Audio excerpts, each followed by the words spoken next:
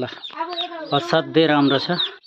दिदीहरूले चाहिँ एकदम मेहनतका साथ उहाँले बनाउनु भएको रहेछ। दामी छ ल हेरौँ। एकदम दानाको चाहिँ रुद्राक्षको चाहिँ यसरी मान्छेले सिप भएपछि कला भएपछि जे सुकेको पनि यसरी बनाउन सकिँदो रहेछ ल।